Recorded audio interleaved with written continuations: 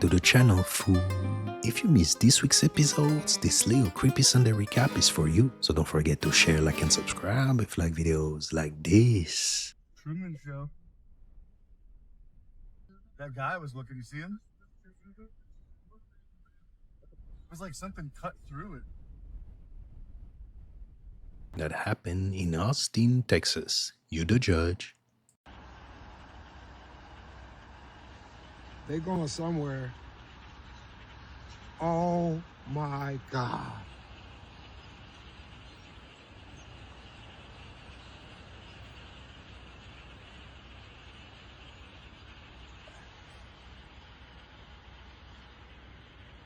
There are hundreds of movies showing why this is a bad sign.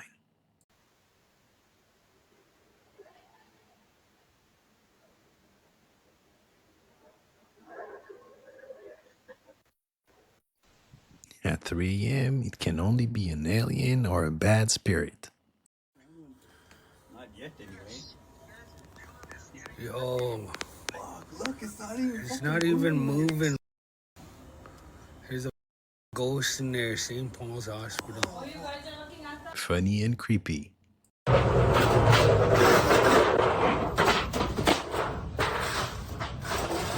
That's a DC character in real life. It's late at night when a single mother known as Brandy Nettleton records her son's bedroom. She was hearing noises coming from inside. However, her son wasn't home at the time of this recording. Okay, my son is gone. He's not home. He's at a party. Yeah, I know. I don't care. I just got woken up. My daughter's home, but my son's not home. My son is the only one that lives upstairs. The only one upstairs. All night since he's been gone, I keep hearing like the door close. Like it'll just shut, but... Now the audio cuts off during this time. This is something that often happens throughout the video, which although strange, does add to the creepiness of the footage. But things would only get creepier from here on out. Brandy's already freaked out by the noises she apparently heard, but little does she know that she would end up capturing the following on video. Moments after the audio cuts, this happens. Sorry. So anyway, so my son's not home, but I keep hearing the door shut. But there's nobody up there. There's nobody up there. I'm gonna see if I could try to... And let me take you guys... I'll take you guys up there and show you there's nobody up there. But let's see if we can catch it.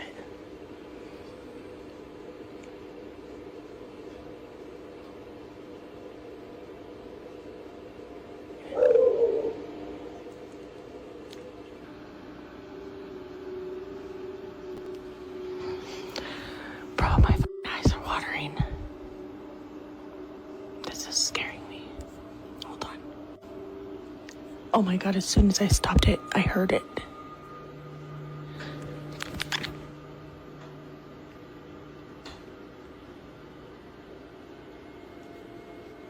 I know you guys heard that. I hope I caught that.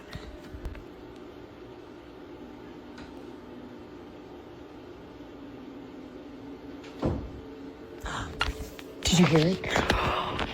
Oh my God. Oh my God, I'm scared. Okay, I'm gonna turn. Look, nobody's up here. Oh my God. Look at his door is closed. Oh my God. Nope, nope, nope, nope, nope. I gotta tell my daughter, boo-boo. Oh my God. There's water in my eyes. Oh my God. Why does it sound like... And I recorded it. It sounds like somebody's in your brother's room. And I went up there to show that the door was closed. Tell me why his door opened when I went up there. I swear, I ran down here by myself. I'm recording it. Come up there with me to show them nobody's here. Oh my God. That made my eyes water, you guys. I showed it on camera. My son is not home. I'm not going to stop the recording just so I can show you guys. That's scary. I know, I ran down here. I ran down here so fast. Okay. Oh my God, that scared me. And it sounds like somebody's walking around up there, and I got it on recording, yes. Look at, his door's moving. Okay, we're gonna go up there and I'm gonna show you guys nobody is in his room. He is not here. Turn your flashlight on. Oh my God. Hurry up and come up here so you can point it to show nobody's in the room. Look. Look. Nobody's in here. Nobody. Look, even Pixie. You guys literally, you seen that in real time with me. Oh my God. Oh my God, I'm freaking out. Oh no. I told you guys. And there's been that mimic. And my daughter has heard it when I'm not here. It says my name, or it says her name in my voice when I'm not here. And it says my name in her voice when I'm not here. And, or when she's not here. And now that's happening. Look at my dog. Oh, no. No, I'm done. I'm done. I'm done. I'm done. I'm not coming under this side of the house no more. Oh my God. In a panic frenzy, Brandy and her daughter run down the stairs to get away from what just happened. Now, there are two things worth pointing out about this clip. The first being that Brandy shuts the door after checking inside. We can hear the door clicking and latching into place after she closes it, but somehow it opens up as we just saw. To Brandy, this was a key indication that it wasn't a draft or an uneven door frame that was causing its movement.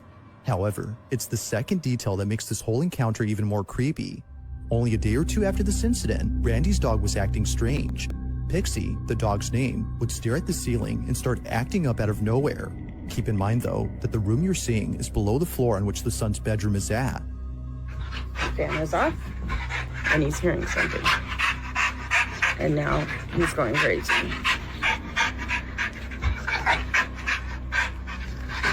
You hear something, Papa? Pixie's strange behavior is nothing new. It's been happening ever since Brandy's sister moved out of the house. Her sister, according to Brandy, is the reason for these unusual happenings. She believes that her sister had brought something into the house after using a Ouija board before she left. But of course, I'll let you be the judge on that. There's been a few updates on Brandy's page since making this video, which you can check out in case you're interested. But for now, as it seems, this video remains a mystery. There is a lot of negative energy in this house. Binatang langka. Apa? Is it gremlin? I don't think the Roman Empire fell. I think it became a church. I think the Rome fell, but the Roman Empire became the church. Where's all the money from the Roman Empire? In the basement of the Vatican is where it is. So Roman Empire became a church, British Empire became a bank. Vatican is the ruler, London is the bank, and Washington, D.C. is the army. What about that? Мы все, мы входим в измерение пирамид. 15 измерение. Сейчас покажу.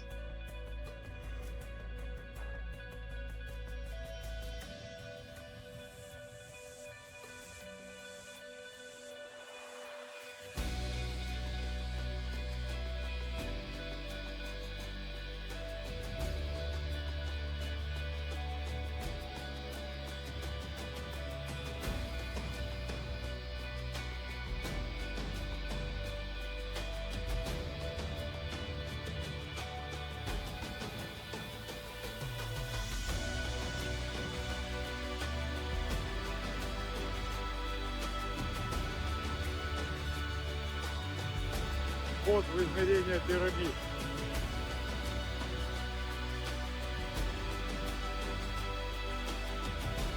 Седьмой месяц в пути от Антарктиды. 13-е ворота.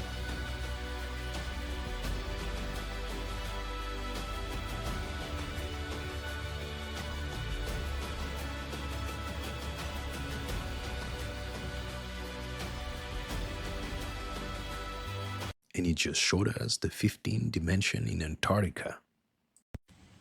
It's late and I'm hearing voices in the kitchen. It's just me in here.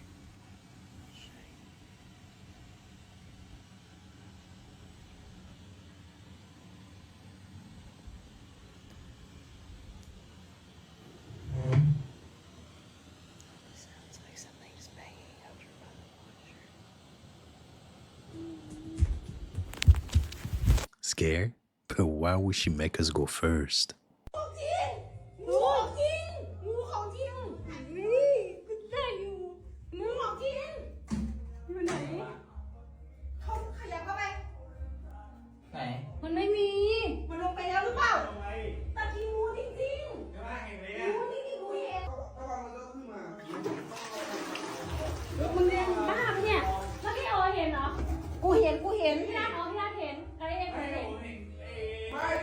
ที่เห็นแค่หัวแต่ตอนที่ผมเปิดเมื่อกี้มาแล้วมาเลยเมื่อกี้หัวงูเหลือมเลยแล้วไม่เห็นมีเลยว้าวยังไงยังไงยังไง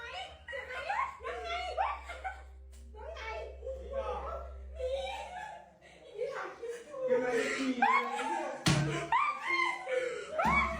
And I can guarantee you, you'll be wearing diapers for the rest of your life.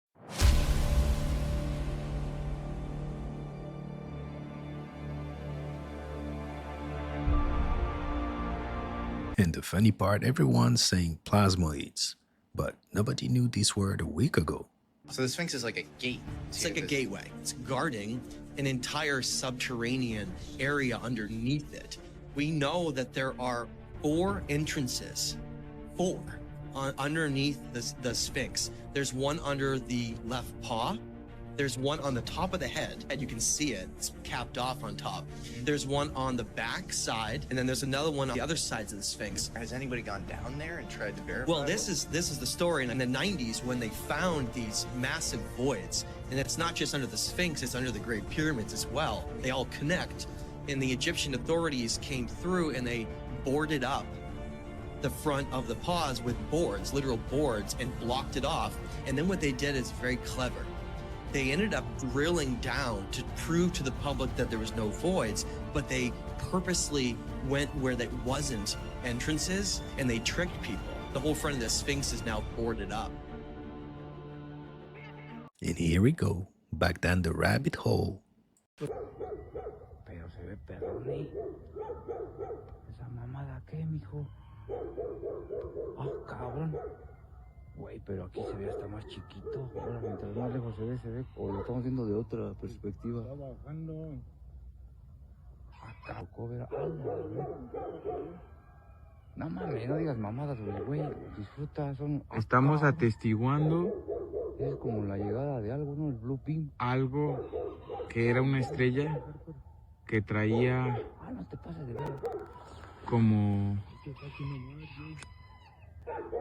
una luz enfrente y se paró. A ver, bro, no, espérate, bro, eso sí es otra cosa, mi hermano. Y está bajando, mira. Oye, bro, ¿qué es eso? Ya, buena onda. Pero ¿hasta dónde se está yendo, güey? ¿Hasta atrás del cerro ahorita? Bro, ¿qué onda? No mames, no digas mamadas, güey. Son... Estamos atestiguando Es como la llegada de algo, ¿no? El Blue Beam. algo que era una estrella que traía Ah, no te pases de ver. como una luz enfrente y se paró. A ver, bro, no, espérate, bro, eso sí es otra cosa, mi hermano. Y está bajando, mira.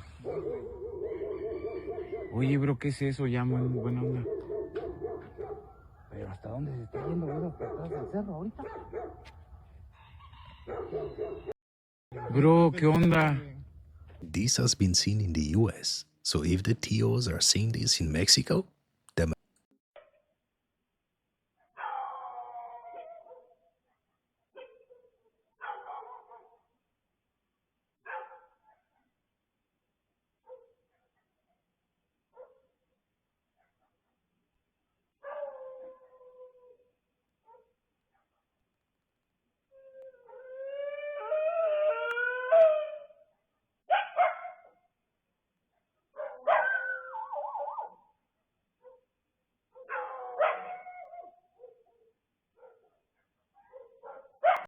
that tone of barking, fam, is definitely a sign of something out of this world. Had the opportunity over the years to interview, again, people who have worked at the test site at Groom Lake. One gentleman spent 12 of his 30 years in black programs at Groom Lake. When I asked him, I said, first of all, I said, do you believe in UFOs? And he looked at me with a straight face in one-on-one. He said, absolutely, positively, they do exist. I said, can you expand upon that? And he said, no, I can't. About a year later, we were talking about, again, activities at Groom Lake. And I asked him, I said, you know, can you really tell me what's happening out there? And he said, well, There's a lot of things that are going on there that I won't be able to tell you until the year 2025. But we have things in the Nevada desert that would make George Lucas envious. Getting close, guys. We're getting close. Nothing nefarious, apparently. But they're checking it all out because I think it's just one. There's a lot of drones authorized up there. I think one started and they all got everybody wanted to get in the deal. But we're following the quote. So far, no sense of the date. I even forgot he was president. Ma, you see this? What the hell is that? What is happening? You guys see this? And who got rebooted in New Jersey? So I just saw this video posted from Iran where they are shooting an anti-aircraft. They're shooting anti-aircraft artillery at one of these orbs that we've been seeing. I've been getting a lot of messages in my inbox about how people from other countries aren't seeing this phenomenon happening. And I just found 2 other videos. One's from Germany, one's from Poland. One where these drones that we're seeing that are now being said are man-made is interacting with the orbs. I'm going to go ahead and post that after this. But yeah, they're shooting multiple rounds at this thing. It's not moving. It's going straight through it. And it reminds me of the Battle of Los Angeles. If you guys are familiar, it's basically the exact same scene. A UFO shows up, they shoot anti-aircraft artillery at it, and nothing happens. And then eventually it just disappears. I found this one really interesting, so I thought I'd show you guys. You asking for trouble. Don't poke the orb.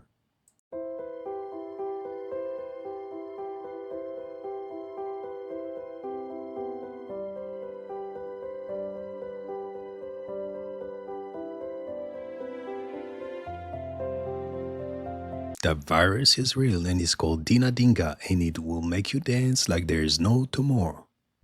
I will go get some gas. Boy, these niggas cutting up out here. Man, I done pulled up on some Walking Dead. Look at him. What he doing? Nate Robinson. Giving praise to God. GD. Spell it out for him, folks. Yeah, I think I'm gonna pass on that game. And I thought it was limited to 1 per gas station. Even the whole Mike Rubin thing. I was just gonna say. Like, I was just about to say. bruh, I don't play with period. Right. You know what I'm saying? Like, I'm no funny weird. You feel me? I'm dapping Kuzman up. Mm-hmm. And Mike's happy to see me. He run up on me. Right. I got 10 other pictures. We down there. We start down there. Bam, I'm telling him, I got slam your neck. I break your neck. But we play like that. They white, so they don't really understand how I understand. Like, even when the picture came out before it went viral, I told them, like, Mike, I can't have pictures like that. Right. Even though me and you playing, bro, it's 100 people at the party. We in the middle of 100 people. There's nothing weird we could be doing in the party. Right. With all these people watching us. Right.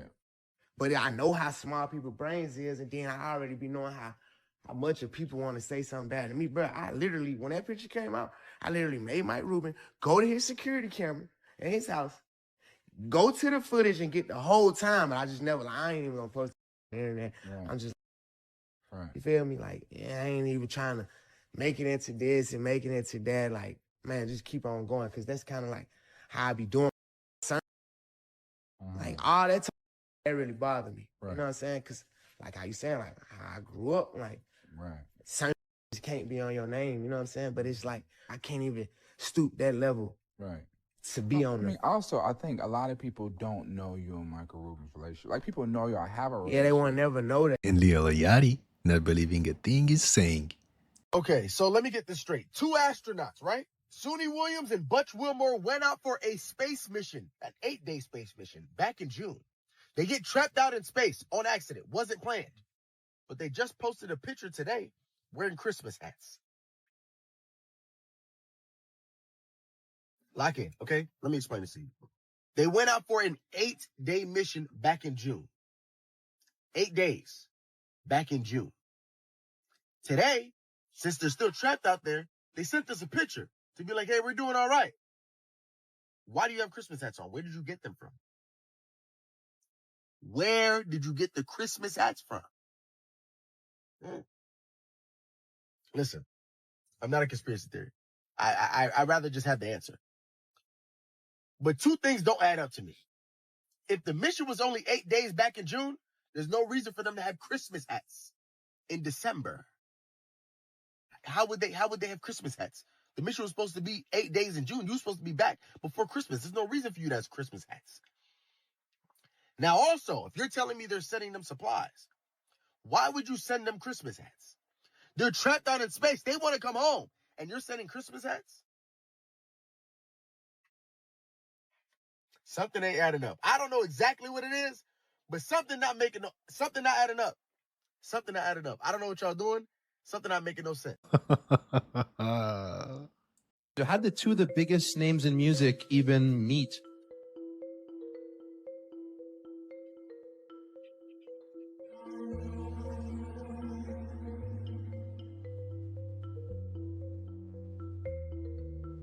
We met a long time ago. Award shows, a lot of different performances. You know how people, you see each other and you respect each other's music. You know, it's always that conversation, yo, we got to do something. Shh. When you know, you know.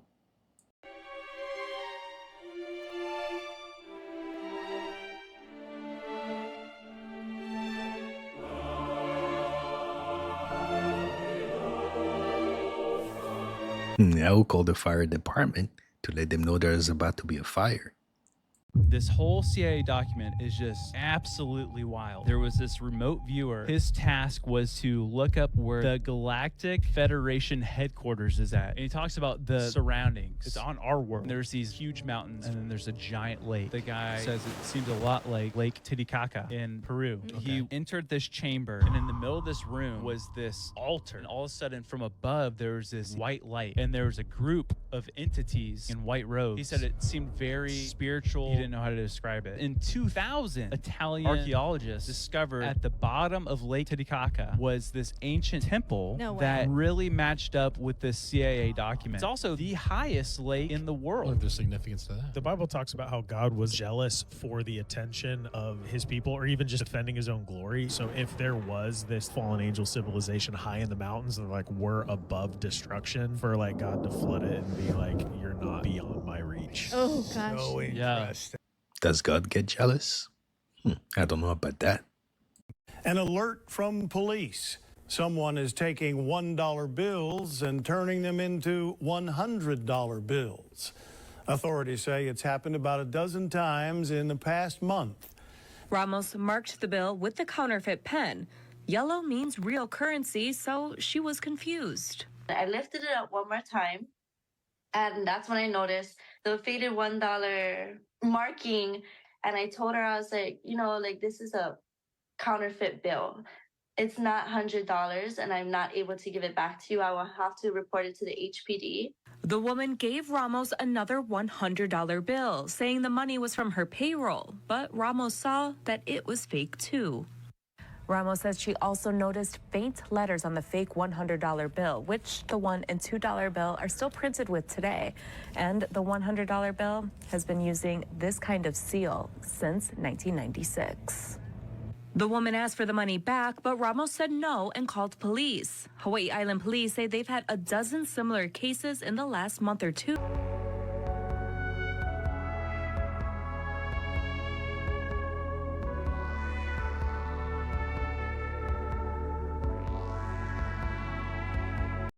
I guess this is what happens when you ask Hope's a question. We wanted to ask some questions about some of the products. Is that okay? No. Okay. No? No. Oh, we can't ask questions? No. Because on your website it says that transparency is really important. It is in the really company. important. What are It's your one of the values. questions? This is a circular that says enhanced outdoor access. Yeah. And this is a picture of what it actually looks like. I'm going to ask you to leave. We're done. So you're going to call the cops? You want to throw me in jail? Yeah. For asking questions? Being very disruptive to everyone who's in here right now. Endangering the planet is also disrupting our lives. They want you charged with put your hands behind your back and your legs, fingers. I'm going to jail. Thank you very much. going to jail for asking questions. Crazy.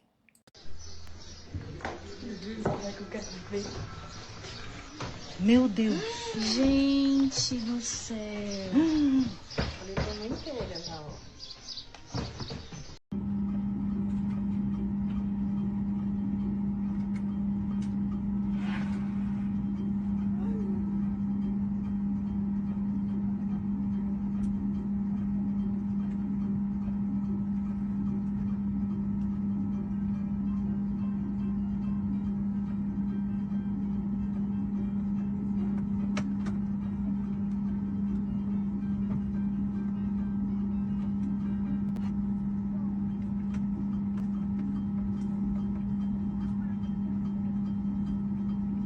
And that's how you lose your job. They're the woods that scare a lot of people. Do you see how dark it is in there?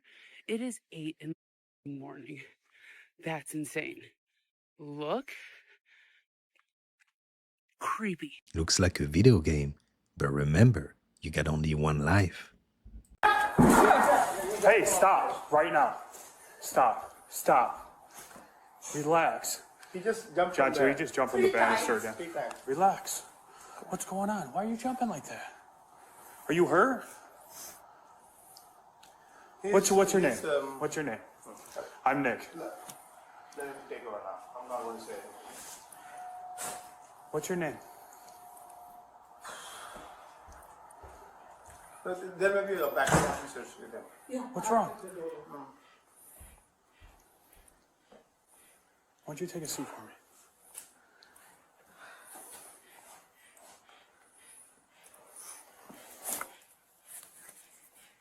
What's your name? Do you want to talk outside?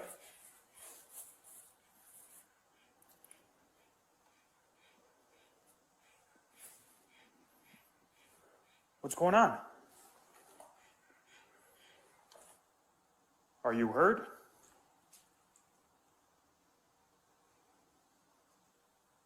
You not talking to me is not going to solve anything. We have to figure out what's going on. That's not normal.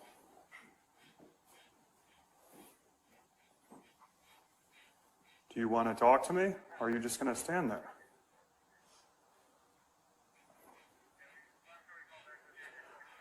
What's his name? Amish. Adish? Amish. A-N-I-S-H. Okay. Can you not step towards me, please? He's back up. Hey, relax, relax. I'm not trying to fight you or anything, okay? I gotta make sure you're okay. Or you can sit down and they can come talk to you. You can call the shots, but we just need to find a route to go down so we can help you. That's it. Nobody's in trouble or anything. The fact that you keep moving and shuffling towards me like you're about to like swing on me or something is disturbing for me. I see what you're doing. You're trying to get into some type of position to try and flank me or whatever you're trying to do. And we're not gonna go down this route, okay? Or you're gonna try and run. You're not going anywhere right now, okay? You're being detained for your own safety and for your parents' safety. So stop trying to walk up on me, stay all quiet, and act like you're gonna try and hurt me or whatever you're trying to do or be intimidating. Because I'm not going anywhere. I'm not scared of you, okay? So you can either talk to Sergeant Jump here, or me, Officer Nelson, or you can talk to the fire department. We're not leaving. Okay. Stay right there. Stop moving like that.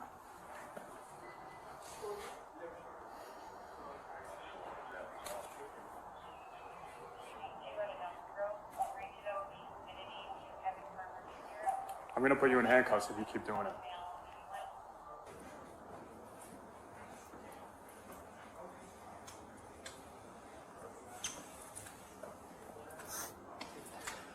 I'm going to tell you this much. I will place you under arrest for assault. Okay? We have every reason to believe that we are in fear of physical contact with you with what you're doing. You're balling your hand like you're ready to punch someone. You're coming within inches of other people. Are you okay? Are that's demonic or that's drugs. In simpler language, Willow is doing one calculation while an unknown number of Willows in other universes parallel to our own are doing their own calculations, and they are sharing that data to avoid needing to individually do every possible calculation to finish the equation. Google's new quantum chip is so powerful that it must have borrowed computational power from other universes. At least that's what this article says the founder of Google Quantum AI said. Likely you've already heard about this. If not, let me give you a refresher. So this is Google's latest quantum processor named Willow. And Willow's got some skills. You see, Willow performed a computation in under 5 minutes that would take one of today's fastest supercomputers 10 septillion years. That exceeds the age of the universe. Before we dive into the parallel universe thing, let's talk about why quantum computing is so much faster than standard computing. So let's imagine you're getting ready for the day. You can't make a decision on what you want to wear until you wear all of the options. This shirt with this pants, this shirt with this pants, this shirt with this pants with these shoes, this shirt with this pants with these shoes, and so on and so forth. Standard computing would go one at a time. It would pick a pant and a shirt, and then it would swap out and try all the different shoes. If you have 10 shirts, 10 pants, 10 pairs of shoes, that is 1,000 unique combinations for you to try on. So how does it work with quantum computing? Well, quantum computing is like having a magical wardrobe. You can try on every single possible combination all at one time. And this is because quantum computers use something called a qubit. Standard computer, bits, quantum computer, qubits. A qubit exists in multiple states simultaneously. So by the time you're going up to the mirror to decide on what you want to wear, quantum wardrobe has already explored every single option for you. 5 minutes compared to 10 septillion years, that's a big deal. This is where parallel universes come in. Nevin states it leads credence to the notion that quantum computation occurs in many parallel universes in line with the idea that we live in a multiverse. First and foremost, I just want to state he did not say that it borrowed computational power from other universes. In my perception, what he was actually stating when he said this is that our ability to do this fits in coherence with the many worlds interpretation of quantum mechanics. The many worlds interpretation simply suggests that all possible outcomes of a specific event actually happen in parallel universes. But going back to the wardrobe, there is a universe where every unique outfit was worn by you. Every single potential outcome actually occurred. You pick your outfit, ones that you didn't exist in a superposition state, and each potential outcome actually branches off into its own universe. I'll give you another example. You may have heard of Schrodinger's cat before. It's a thought experiment that came from 1935. Essentially, inside the box, there's a cat, a vial of poison, a radioactive atom, and a device that detects radiation. Radioactive atom has a 50% chance of decaying within the hour. If the device detects radiation, it triggers a device that smashes the vial of poison, which will kill the cat. If the atom does not decay, nothing is triggered, the cat is alive. After 1 hour, the box remains closed. Nobody knows whether the cat is alive or dead. The question is, what is the role of the observer? Does the act of observing force the cat into a state, alive versus dead? Does the cat's fate exist independently of whether we open the box? Well, according to the many worlds interpretation, in one universe, the cat is alive. In another universe, the cat is dead. Both possibilities exist, you can only experience one. Now, here's something really cool about this. A lot of times people who deal with spirituality will talk about timelines and manifesting your highest timeline. And it sounds like a lot of woo-woo. It's actually the same concept. The idea is that there are infinite timelines, infinite parallel universes where you exist. You may have heard of the show or the book, The Man in High Castle. The premise is essentially, what if Germany won World War II? How would the world look? It was written by Philip K. Dick. Interestingly enough, he says this is not something he made up, but rather he saw that timeline in a vision. Apparently that was the source of most of his books. The movie The Adjustment Bureau came from his book, The Adjustment Team. The idea is you exist in infinite possibilities. What's fascinating is you have a physical body and a light body. Light exists as a wave of possibility. When light interacts with an observation device, it's forced into a singular state. That observation device forces a decision to be made. What's fascinating is anybody who is seasoned with meditation will tell you that you are able to kind of pull away as the observer. Pull away from the singular state that is your body. This is what's got my mind spinning right now. Is it possible that as you exist in your light body, you exist in infinite states, and pull in the state or timeline that serves you best, then collapse back into your singular state? Now that might sound like woo-woo, that might sound crazy. If you are observant enough, you will see just how closely computers are patterned after the human body, the human computer. If we can prove that it's possible for this, it's possible for you. And the craziest thing about all of this is whether you believe it's true or not, you are correct. Because you create that reality. You You can be like a standard computer and fight every single day to change behavior. Or you can be like a quantum computer and realize that all those possibilities already exist and you already have it. If you didn't know we were living in a multiverse, now you know. According to your lawsuit, you were hired by a security firm to work security at one of the infamous white parties that was thrown by Sean Combs in the Hamptons. What was that experience like? At first, he was incredibly friendly, very gracious. So you had a friendly chat, and then, according to your lawsuit, at some point later in the night, Sean Combs himself offered you a drink. This didn't come from staff or someone holding a tray of drinks. It came from him directly. Correct. The first drink started to have some effect on me, and I just thought, wow, these are really strong drinks. It wasn't until the second drink, and it was already too late, that I realized that there was something wrong with the drinks. Sadly, Sean Combs was waiting in the wings. He was watching from some sort of vantage point. And once I was in a helpless position and he was sure that he was in a position of power, then he took advantage of the situation. You allege that you were forcibly pushed into an SUV by Sean Combs. That act alone, according to your lawsuit, left you in considerable pain. And then once inside the vehicle, your lawsuit says plaintiff was held down by Combs, who overpowered him while he struggled to escape due to the effects of the drugs in his system. And it goes on to say that he you. I was screaming. I was telling him to stop. It was incredibly painful. And he was acting like it was nothing. And he seemed to be disconnected from it.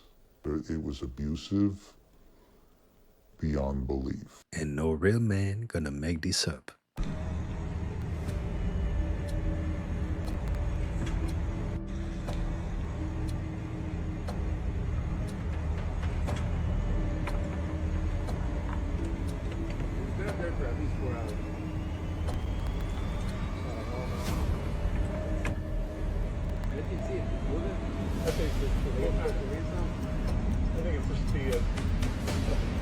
I've never seen a drone like that.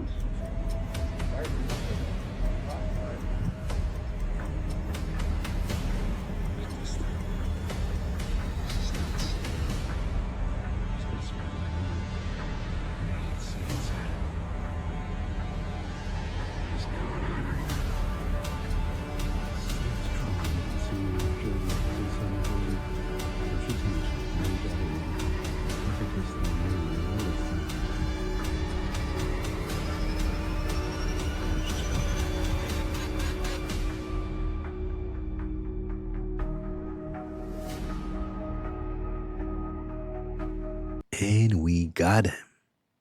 You are being extradited from Spain, an ally in Western Europe, a NATO country, to the United States by the U.S. Justice Department to face life in prison, 109 years, for tax evasion. You're not a U.S. citizen. The period that you're being charged with evading American taxes, you are not a U.S. citizen. My first thought is, maybe it's not really about the taxes. Maybe there's something more to this story. More than a decade after I had already renounced my U.S. citizenship, and just a couple of weeks after I published a book on the hijacking of Bitcoin, how it no longer works as peer-to-peer cash for the world, it's suddenly right after my book gets published that exposes how people claiming to work for intelligence agencies hijacked Bitcoin to do that. Suddenly I get arrested and tossed in jail in Spain and trying to be extradited to face more than 100 years in prison. So effectively to die in prison is what they want. As the founder of Bitcoin.com, co-founder of XRP and blockchain.com and a bunch of other companies, I literally seeded the entire first generation of cryptocurrency companies. And so they're furious at me for trying to have something that can compete with the US dollar as the world's medium of exchange and currency. The reality, they won't stop until we stop them. Nothing else exists in the universe except this trinity of forces, of fields. I feel like that's something Tesla was also trying to point out. Yes, he knew this secret, brother. See, Tesla knew about the longitudinal standing wave, the scalar wave.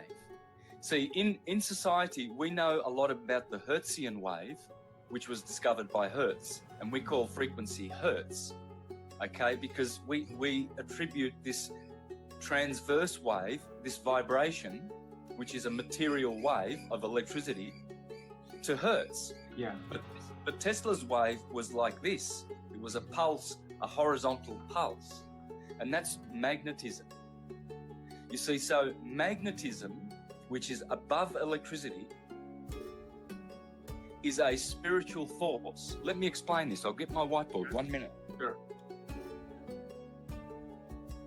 You're going to love this because this is... Astrology is not just a branch of science all on its own and separate from all the rest. Astrology is theology. Krishna is in astrology. Astrology is the mother of all sciences, the science of light, Jyotish. And so if we don't know astrotheology, astrology, theology, alchemy, chemistry, physics, gematria, and all of the sciences, we can never know these things. We will always be separated by degrees from the accurate knowledge of truth. So this world deals in facts. It doesn't deal in truths, and facts are not truth, and truth are not facts necessarily. And so truth is absolute and the ultimate, and that's what astrology teaches. It doesn't teach facts. It teaches truth. It teaches truths. And so what you have, we have dielectricity. That's the ether. That's what we call ether, okay? And this is black light, and Krishna is what color? Black. Okay. In the second Trinity, Krishna is blue. I'll explain that. Yeah, because we always see him in a blue-skinned body. Yes, but the original Krishna, like the original Jesus or the Mary, is a black. You will always, everywhere you go to Catholic churches all over Europe, and you will see a black Jesus everywhere, harking back to the Krishna color of black, because black is the ether. It is the original light. I know. I need to find part 2. So there has been a lot going on. I think there's a bunch of different narratives. Some of them are very scary. The scariest one that I've heard is that the drones are looking for gamma radiation because there's a missing nuke. Yeah, let's address that first. I made a next post about this yesterday to try to assuage some fears. So, I've had the privilege of interacting with a lot of government organizations over the past few years as I've been digging down this rabbit hole. Law enforcement at a federal level, DOD, executive branch, legislative branch, and some of the folks that I've come in contact with, they specifically work on weapons of mass destruction. Okay, so that's their job. So if there's a loose nuke in the United States, among other agencies, they would be some of the people that would be sitting in a skiff for 24 hours a day trying to figure out where it is and to go get it, right? So you can imagine that would be their number one priority. I engage with these folks. I ask them, what's the sense here? People are kind of starting to panic a little bit, and this message is getting out there more and more broadly. And they assured me that's not the case, that there is not a loose nuke or other type of weapon of mass destruction that these objects, whatever they are pursuing right now. Otherwise, they would be working in a skiff nonstop to make that go away, that problem go away. So, that's part of why I have a high confidence level that this is not a response to a massive imminent, weapons of mass destruction threat on the eastern seaboard. Although this is I think a dangerous and scary situation that's going on right now, at least from that particular angle, that's not the indications I'm receiving. Just don't drink that Kool-Aid. Not yet. Does this haunted building in Galveston have a ghost's face on it? We went there to find out. This is a picture of the supposed ghost face, and it's on the side of the building. Apparently, the owners of the building have tried to wash the face off multiple times, but it's appeared on different portions of the building. Now, why would a ghost haunt this building? Well, local legend states that a farmer at one point didn't want to sell his land, but when he died, his family did, so he appeared on the building as some sort of revenge. There is another story that surrounds the building that's pretty eerie, though. After the battle for Texas independence, a man by the name of Bigfoot Wallace was granted land on Galveston Island, and apparently he never got that land. People say that his face is the one that appears on the building time and time again. I will say, it is a pretty striking resemblance when you look between the two photos, but I don't know. Do you think this is a ghost? And what do you guys think it is? A ghost?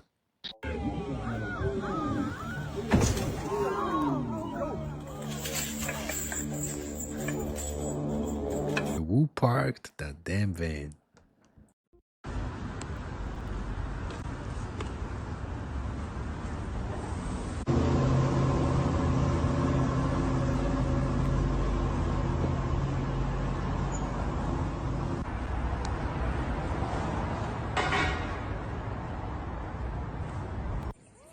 Hey, buddy, watch out. Or, who is it? Go that way. Just keep going backwards. Just keep backing up. Because there's a giant moray eel right in front of you. Do you see him? Like giant. Oh, he was... What's the most dangerous animal in the Amazon, would you say? Mammal. Let's go with mammal. I'm going to disappoint everybody with this, but it's humans. One of the guys we work with on our team, Victor, he was coming down river and he had a load of mahogany wood. And he sent two people, husband and wife, ahead to go start cooking breakfast on the beach. They go ahead, reach the beach, they get out, he starts cutting some cane to start making a fire. Tribe comes out, no warning, they just start screaming, they start shooting arrows. The man instantly gets an arrow through the leg and it pins his leg so he can't run. He tells his wife, go, save yourself, and she does.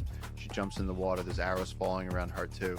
And as she's floating down the river, she looks back and the last thing she sees is these guys getting to her husband and beginning to rip him apart. As Victor comes down the river and sees his friend opened up, his parts are all over the beach is red, and they only found out what happened because they found her later on holding onto a stick in the river, and they were like, what happened? And she was like, they just attacked. They don't want people on their land. You don't mess with these tribes. Don't always assume that natives are living in peace. God, microwave at this mailbox, bro. This is dope. It holds packages and keep them dry. Me and my wife went to this restaurant. There was just a weird vibe in there. Was it called the Yellow Deli? Yes. Yeah, that's the 12 tribes. It was originally a group started by a guy by the name of Gene Spriggs in Chattanooga, Tennessee.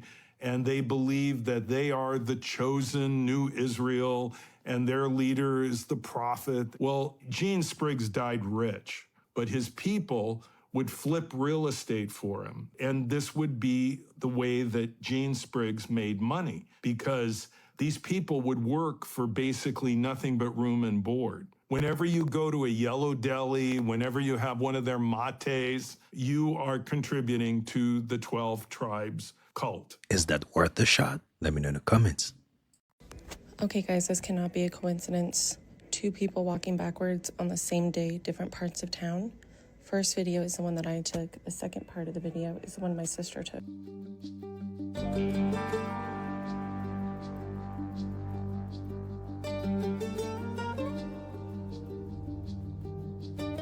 Are NPCs malfunctioning?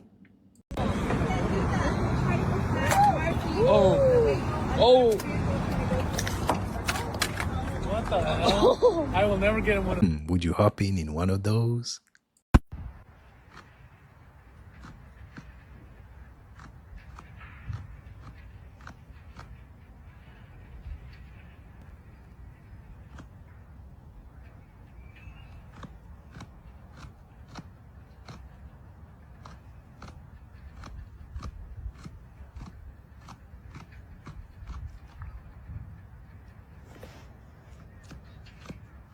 How to stay chill with attitude. So if your houseplants are capable of sensing telepathic communication and participating in telepathic communication, it's been shown that if you have houseplants that have been in your life for even a few months, if you put EEGs on those and then you send the person who takes care of those out of the house, send them some distance away, the moment they come within 2,000 meters or 2 kilometers from the home, the plants all perk up. They can feel the person coming from 2 kilometers away. And so if plants are that sentient, that they are that connected, even in a pot in your house, totally disconnected seemingly from nature, if that thing is feeling 2 kilometers of space and then waiting for the excitement of being like, the person who loves me, the person who planted me is coming back. How phenomenal. And we all connected, guys. I swear to God, I saw somebody in the car.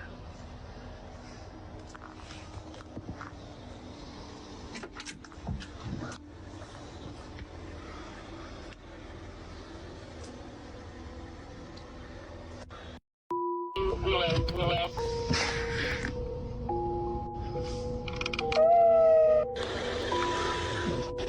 swear to God, I saw somebody in the car.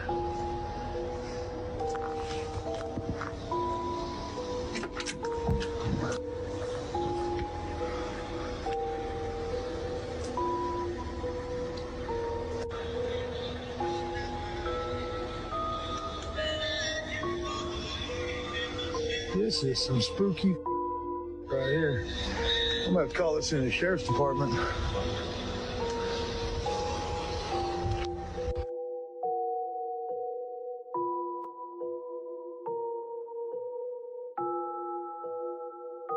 I saw a hand or something. Bro, Sam, on my life, right, I have Aragog sitting in that hole. Look, he's Got spooked. Hey, y'all, this new Huawei technology is absolutely out of this world. You can take files like photos from one phone, grab it, and move it over with just your hand. And that's not it, just wait. You can also pass the file to someone else's hand and they can put it in the new device. And look at this right here. You can pass it to multiple different people and still receive the message. Is the data being downloaded in their bodies? And this part right here, I don't know if I fully believe. Because she passes this message through multiple floors of a building. Through different people's hands, bro. Look how they keep dapping up each other. That's dumb transferring the data. Is Huawei using the people's body to store it? I need to know. How the hell is this working? Arthur C. Clarke wasn't lying when he said that technology will be indistinguishable from magic. Okay, guys, cap or not? Bro, I swear to God, I'm not tripping.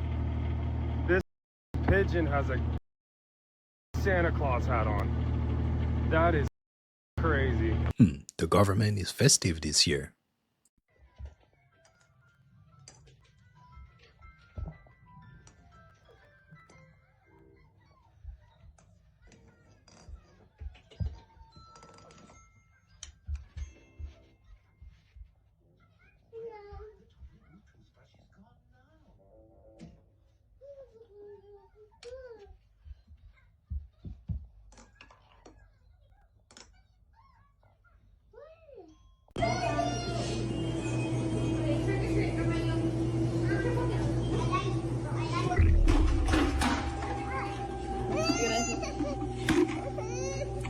At a local bakery, a couple of kids are waiting patiently to get some candy from the shop's baker.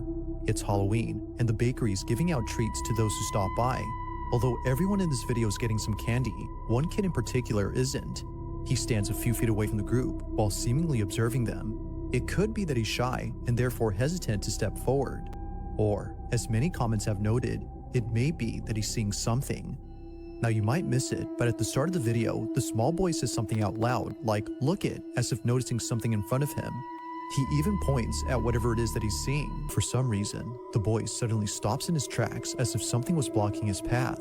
He stands in place while staring at something unseen, but then his head quickly tilts up in the same way that someone would after being hit or pushed to the ground. Freeze! Freeze! No! Oh God, oh God, oh God.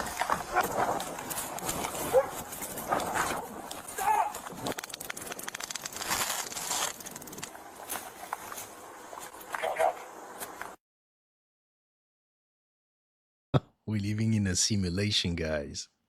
Okay, here's the deal. I give you this piece of fish. You sing me a song. I'm just kidding. Oh.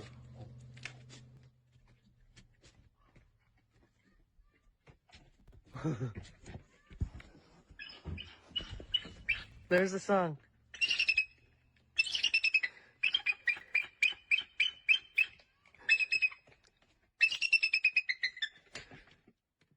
Woo! Okay. That was a really good song. Thank you. He's singing, give me more treats.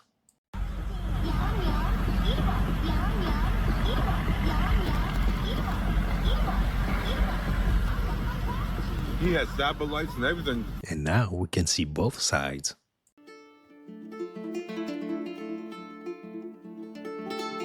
Doji strings are wild.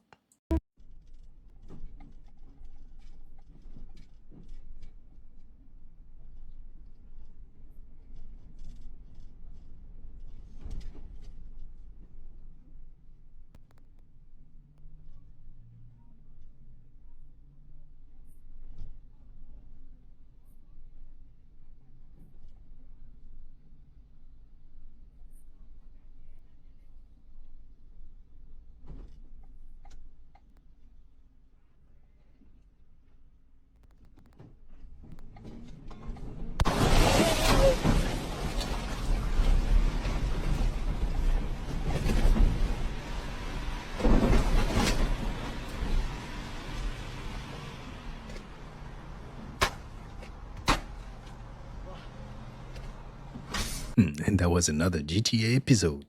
A dimension. The stars that we see that are twinkling, those are called luminaries. They're watchers. They're called the watchers in scripture and oral history. That's what they're called. They're literally like different angels in the different 13 realms of heaven. The ones that don't blink, that are just plain, those are called the wandering stars. Those are planets or dimensions. They're literally gods that they used to worship back then. Mars, Marduk, Saturn. And that's an educated Vato with knowledge.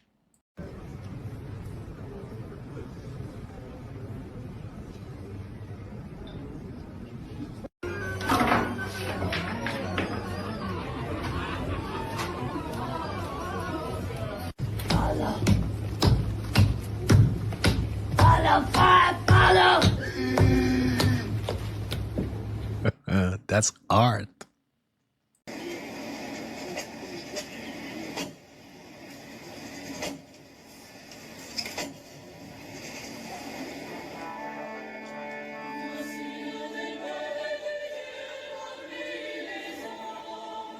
That just gave me the chills and the weird vibe.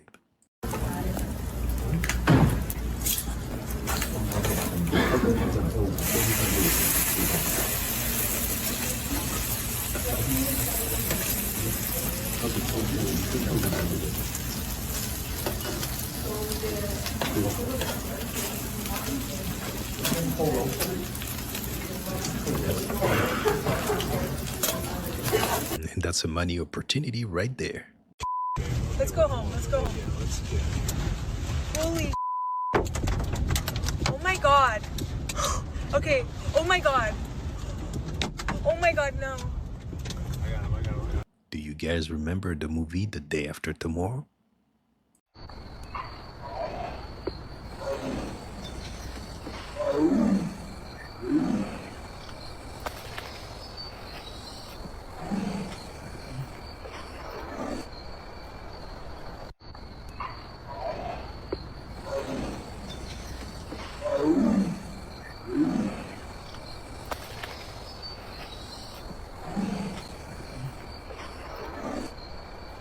That was real. Who knows?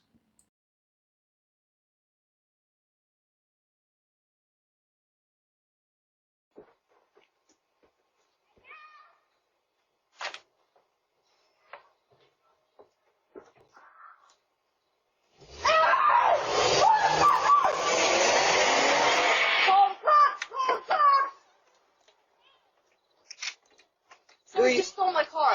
Do you know him? No.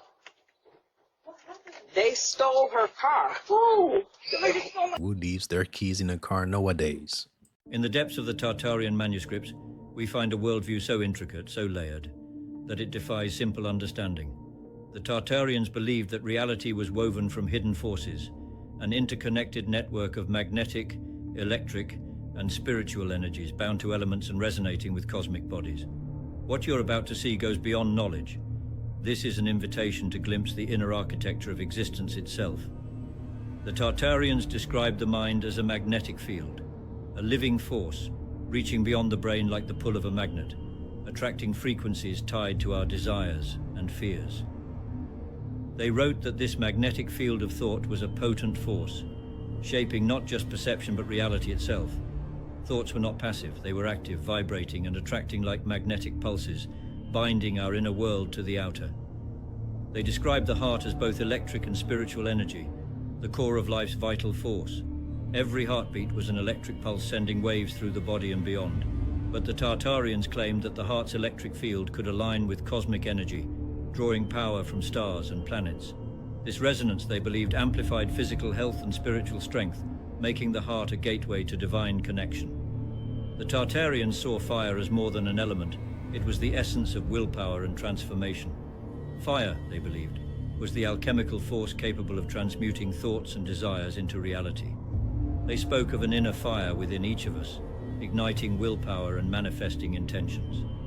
By aligning with fire, they learned to transform themselves, channeling raw desire into disciplined action, merging thought, emotion, and energy into a refined, potent force. Earth, to the Tartarians, was the element of grounding, stability, and physical manifestation. They believed that each action taken on Earth sent out resonant frequencies, like ripples in a pond, that returned in kind. Earth's energy, they claimed, was the canvas for thought, will, and spirit. By harmonizing with Earth's frequencies, they brought their ideas into physical existence, transforming intangible energy into material reality. The Tartarians believed each planet carried a unique frequency, affecting the human body and mind. By aligning their energy with these planetary forces, they could harness influences: Jupiter's expansion, Mars's strength, Venus's harmony. They saw planets as reservoirs of energy, each capable of enhancing different aspects of life. Planetary resonance, they believed, fueled growth and empowerment beyond earthly limits. In the Tartarian worldview, all elements, air, water, fire, and earth, wove together to create a seamless tapestry. Each element bound to the others by invisible threads, magnetic and spiritual. They saw elements as living forces, each one contributing a vital aspect of reality. Air carries thought, water embodies emotion, fire ignites will, and earth grounds action. All interconnected, shaping reality like threads in a cosmic web. By understanding these connections, they believed they could master life itself. To master these forces, the Tartarians practiced elemental alignment, a process of tuning their personal energy to resonate with each element. This alignment allowed them to amplify their connection to physical and spiritual realms. Through elemental alignment, they achieved balance within, becoming vessels for pure forms of thought, emotion, action, and willpower. They became, as the manuscripts describe, living embodiments of nature's forces. These practices were powerful alone, but the Tartarians believed they could unlock deeper mastery through specific sound waves. They wrote that sound was the bridge connecting mind, body, and cosmos, amplifying their connection to hidden forces. To experience these same sound waves, click the link in our description. These are the authentic Tartarian frequencies, preserved and available only here. Discover the vibrations that empowered an ancient civilization and unlock the hidden forces in your own life. And that's deep knowledge from our past. What's happening?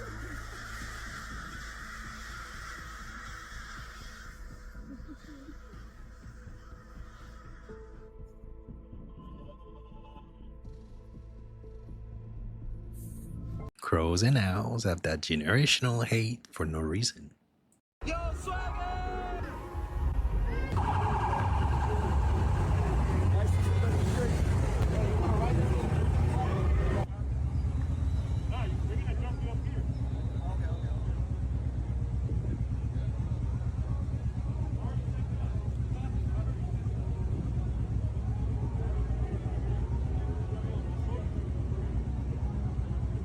Are they for real?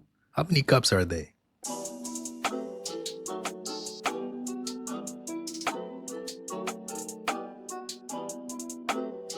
think someone left their lights on. Yes. You look so small. That's what I'm saying. Yo, can you interview James for me, man? Ask him what happened. So, did you get contact with the culprit, aka Islam? Yo, James, how you miss that, bro? How did you miss that? It's fucking huge. Alright. So, alright, keep going. So, we sent you to protect this drone, and you happen to just run it over. Yeah. Okay. What was your game plan going into that?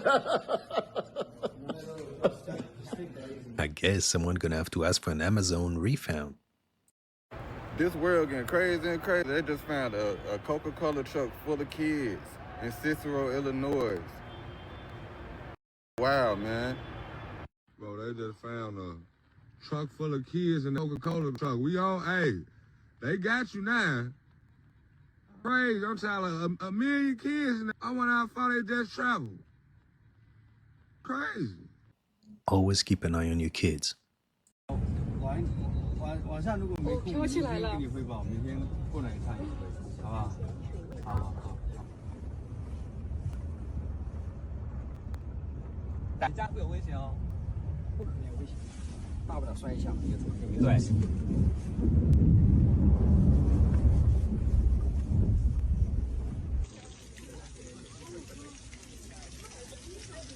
And that's Chinese steak, guys. Have you heard of a book called The Kabbalion? No. Well, this should be right up your street. The Hermetics were Egyptians. It's where the Freemasons came from, and the alchemists and the people in the Middle Ages who preserved, the culture when the Dark Ages came. And the Hermetics comes from Hermes Trismegistus, Hermes thrice great, who was supposedly the wisest man or avatar or god from the Egyptian period. And the Kabbalion was their book. I don't know if the actual Kabbalion still exists.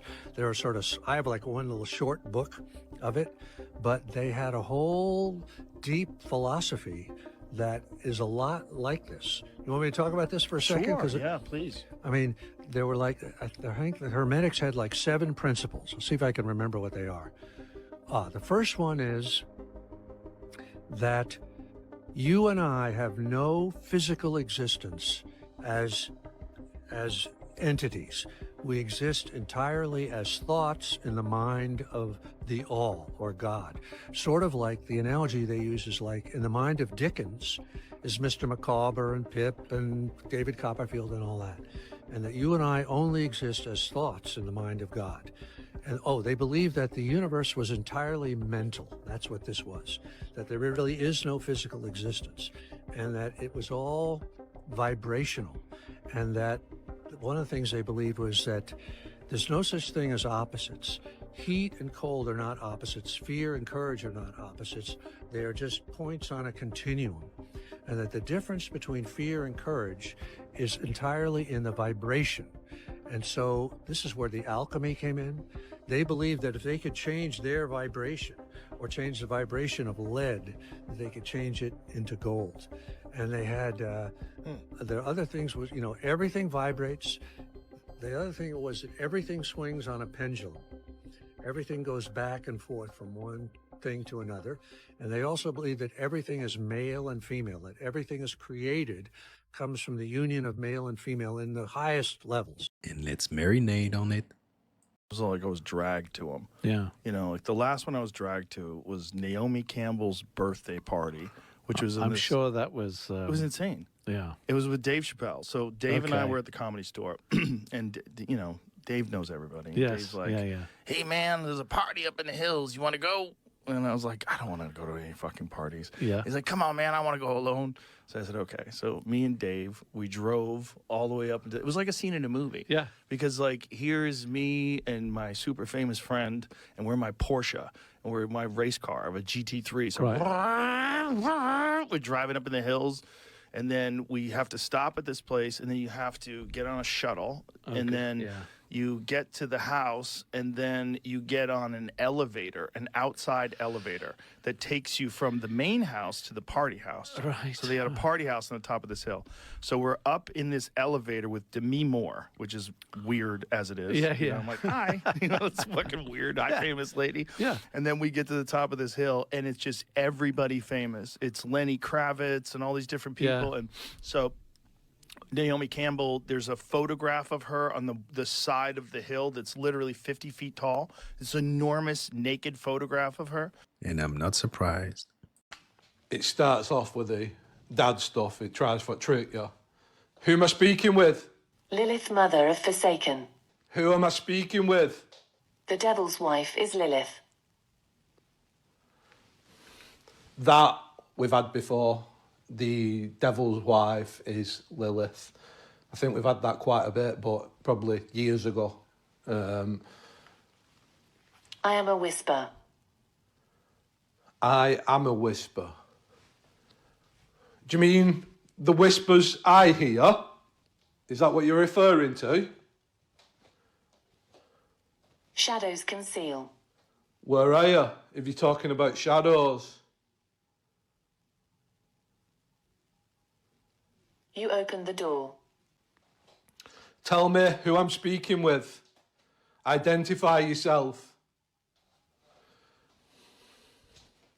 We see you. Where are you? Show yourself. We wait for you. Are you going to respond to me, or are you just speaking randomly, like a fool? Light deceives. The light is everything.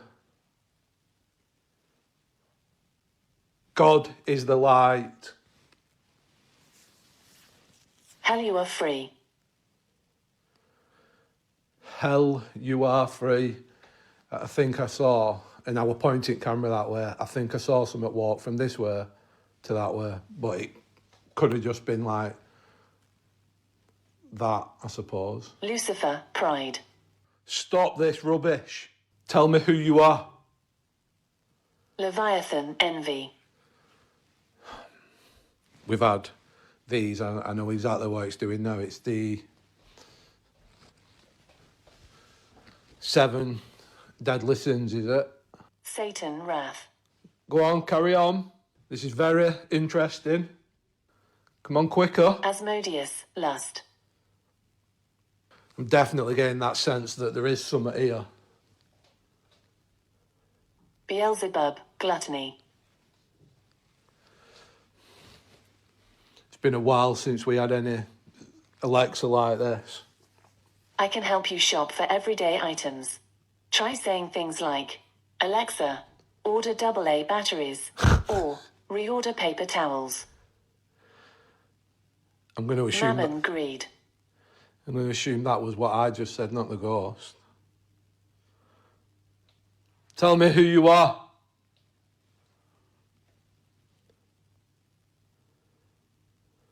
Belphegor, sloth. I think that's 7. Well done. Is Satan here with me? We will never stop. Is Satan here?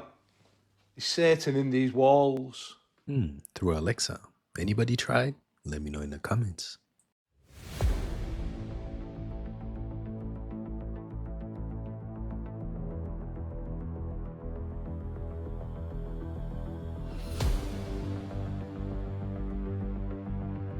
And we've been played twice. What concerns me is that these alien creatures are now about to reveal themselves. And if you notice, in many parts of Africa, ancient kings used to wear a wooden helmet with golden horn. It was true in West Africa, and it was true also in Southern Africa, in the great Munomotapa Empire. The horns representing the Chitahulas? Yes, the power of the Chitahu. Horns are a symbol of status, and through its horns, a Chitauli is able to communicate with human beings far across the face of the earth. So the horns were like antennae then? Yes, they were instruments of projecting power. In fact, it is said by storyteller that King Samahongo punishes those Chitauli who show mercy to human beings by pointing at them so that both their horn fall off their head. And the Chitauri is therefore unable to direct human affairs through his or her horn. It's also interesting that the descriptions of the Chitahuli, the horns and sometimes the tail and stuff, is very, very close to how Christians and those sort of stories have depicted the devil. Yes, but what amazes me is that now, more than ever before, the devil is represented as a dome. What concerns me is that these alien creatures are now about to reveal themselves, and they are making us aware of how they look like. Today, we are having feelings that depict the grey aliens exactly as they really are, and the Chitauli exactly as they really are. My question is why? Are we being prepared for a major event? Very interesting.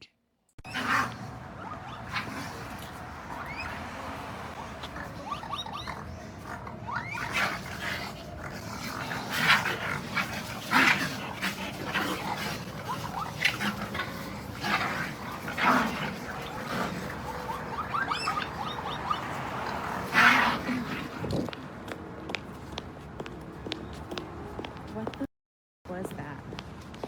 I'm scared.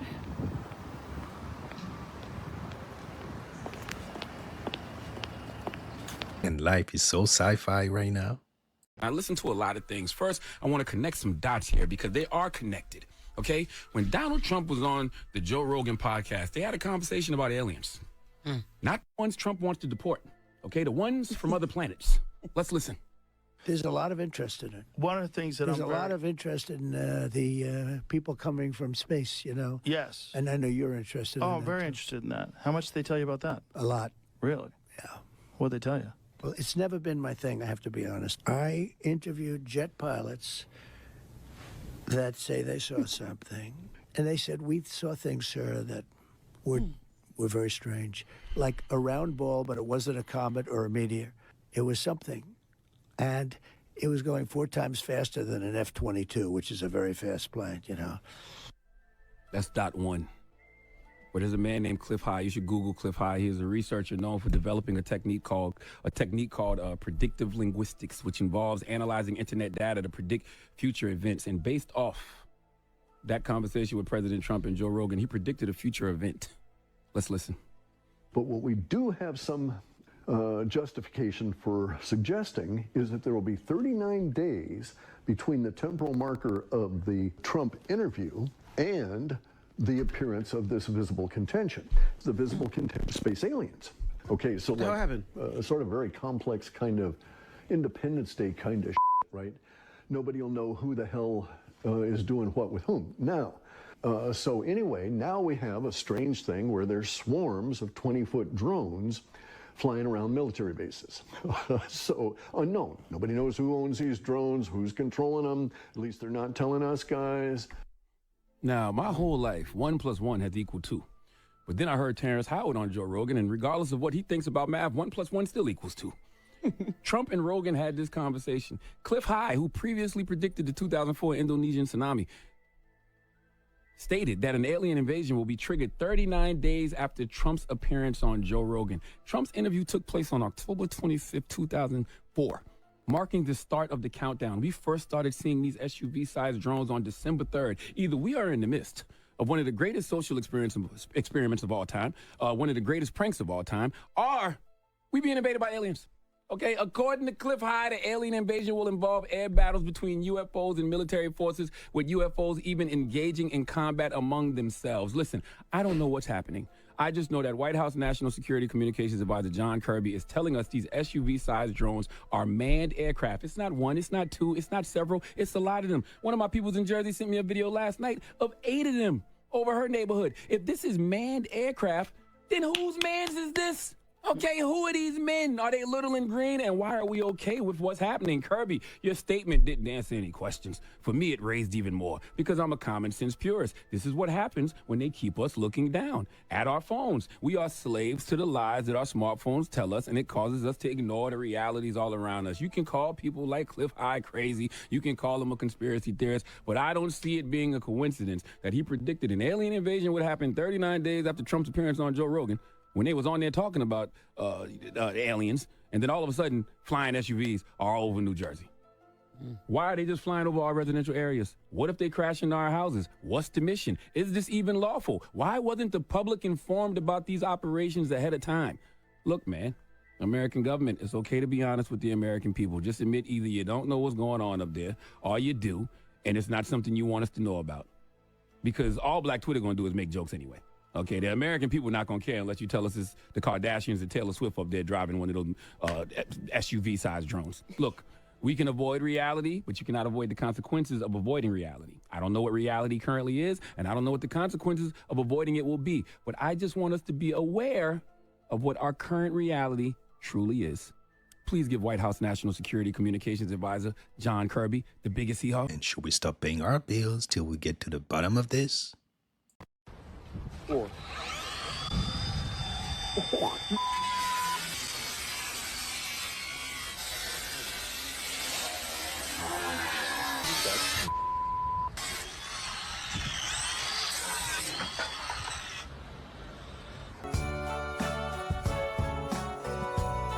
And he wasn't playing around.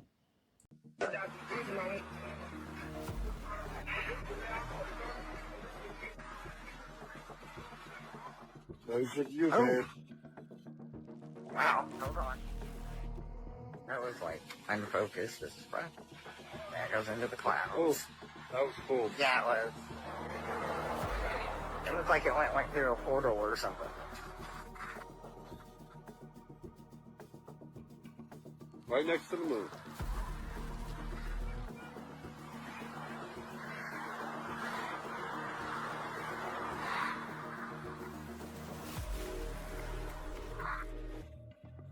Yeah, it's rolling. Roll that beautiful bean footage. Beans, promise beans. Beans, boss. New Jersey, again. Should we believe him because he's wearing a uniform? Video. I will be speaking about the drones. All right, as you know, I'm in the army, the military, whatever you gonna call it. Look, we are launching the drones up in the sky as of right now in New Jersey and stuff, in Texas, everywhere. Like, y'all don't gotta be afraid. Them are man-made drones, and we're doing the launching or whatever. Now, what you do have to be concerned of, my bad, my eye, but it's the orbs that's inside the sky that y'all see that's glowing and stuff, that's shooting down the drones and all that. That's not a part of us. Them are actually real life aliens. Like, aliens do exist. They're above and they're below us. Yes, they do exist. And 2025 there will be a lot more of exposing the truth. I can't say the reason why, but because it's already out here, so I can speak on this. Aliens are real, and we will have to evacuate sooner than later. But just be careful. Keep looking up in the sky at night. They only come at night. They will only come at night. I don't know the reason. I just know it's been investigated. Aliens are real, and we're trying to figure out why they're here visiting us right now. It's a lot going on within the United States. It's a lot of everything, but they're real. Be careful. Watch out. I don't know what to tell you or like where to go. But look, you just gotta you gotta be prepared. Like, I don't know, cause right now it's only like really calculating like the United States though. Like, probably go to an island or some shit. Look, bro. I ain't gonna lie to you, bro. I don't know where you gonna go.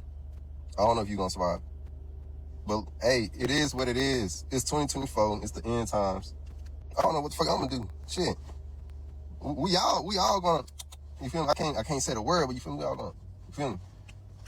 It is what it is, man. Like, I'm not even joking. Like, let me stop cussing on him. It's serious, man.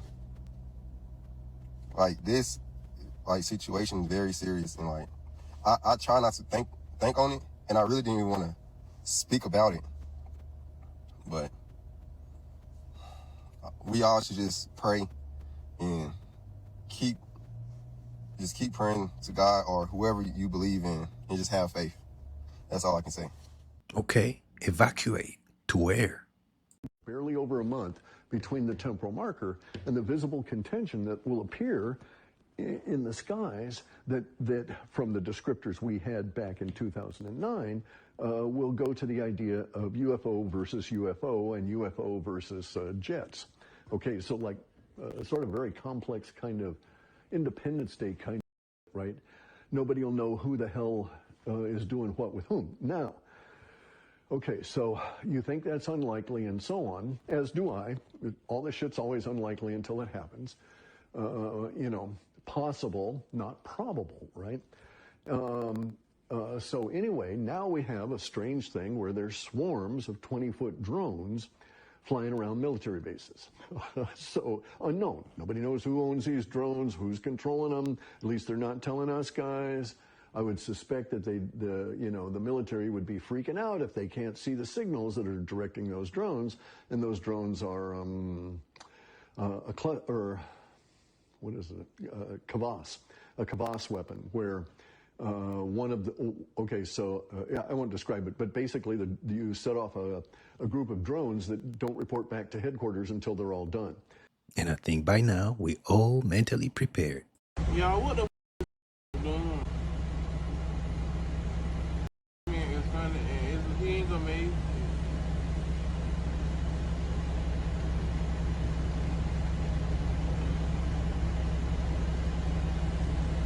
We get to bed.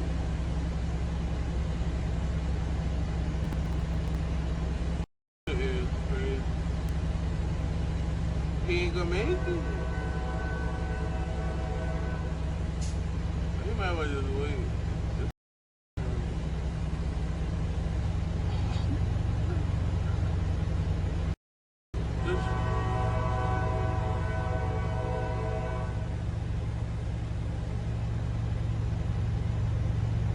And was getting mad. So I got off work and this is what I come home to. Which would be cool. But I'm alone and there's nobody here.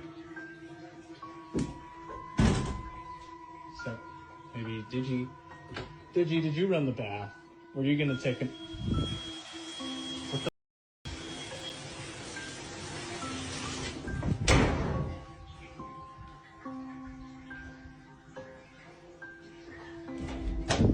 Did you? Hey, I wish I knew a ghost that nice. I don't know if anybody can see this or not, but I just reported it. That's a car in the river. That is an SUV. Look at this. Completely, fully submerged. It honestly looks like a Kia Soul. Can you guys see that? Dad, pay attention.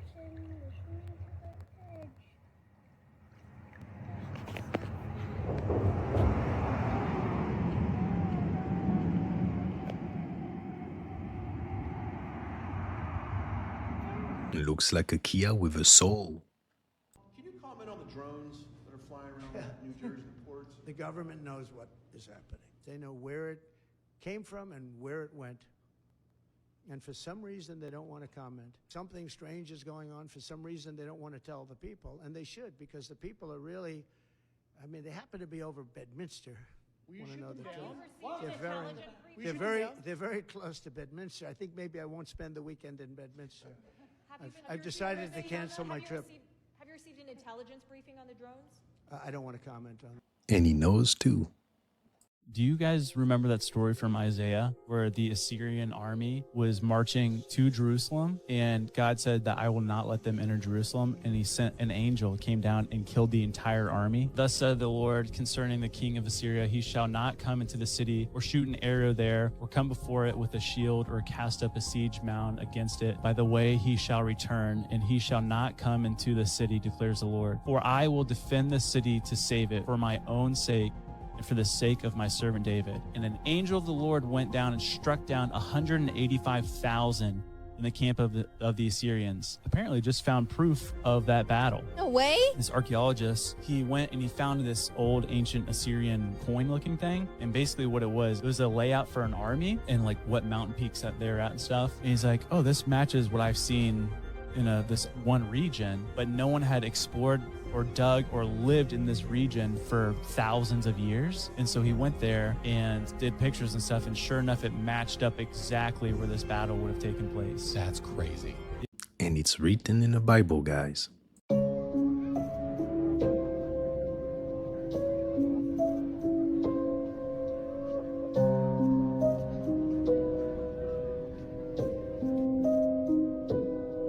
Wow, and they go hard. I saw like a werewolf creature as a kid. That's the only thing I've ever. And you're fully confident in what you saw. In my parents' house, there was like a screen door that went out from like a sunroom. I was probably like 7 years old. Yeah. And I saw this thing, and I remember looking at it multiple times. And it was like in the window. It was kind of grinning at me, and it had this like red eyes, and I was like, this is not going away. When I look, and I screamed and ran and told my parents. But you know, the reason I remember it though is because I would run from one room to the next for years after that, and I wouldn't look out that window. But then I was listening to Sasquatch shows, and people were saying that they see the dog man, the dog man, the dog man. I'm like, the heck is the dog man? I know what the Sasquatch is. What is the dog man? And then I'm like, oh my gosh, that's what you saw. I saw the same thing.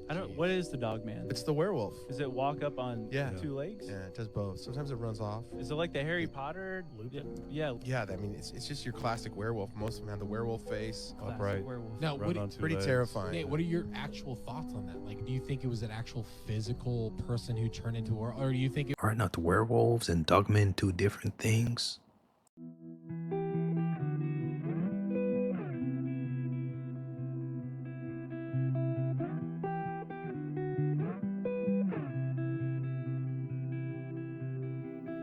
Running low on the borderlines, and you tell me that you're doing fine. I ain't gonna lie, this is pretty high.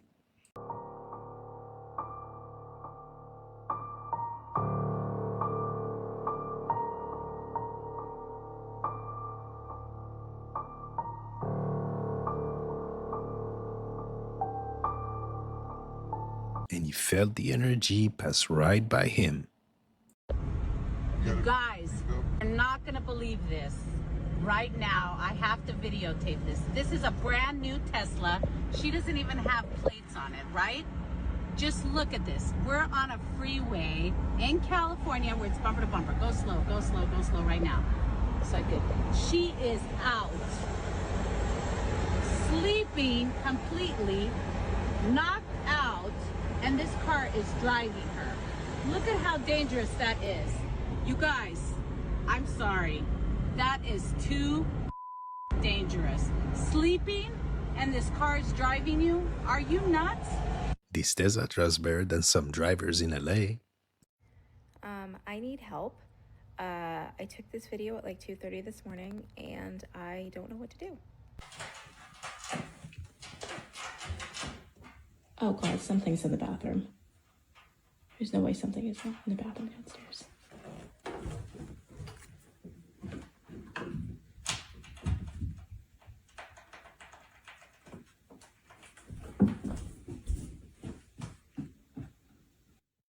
So now it's almost 8 a.m. I'm not positive, but I have to imagine whatever it was is still in there. 1, what the heck could it be? 2, what do I do? Because I am not opening that door. All right, I think whatever was in there is probably still in there. So I'm gonna see if I can figure it out from the outside. There's a window down there. And that window hopefully has the shade up. Let's see. Okay.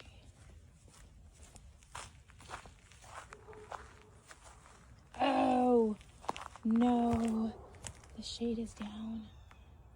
Why is the shade down? I need the shade to be up. Remove the door trim, place a drywall, and forget the bathroom ever existed.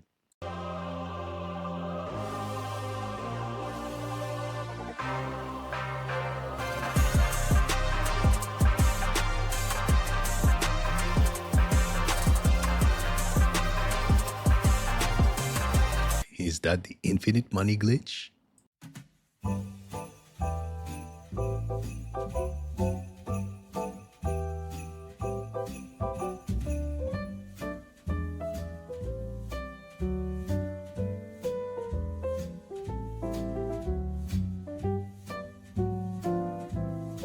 And thanks for the help and Merry Christmas.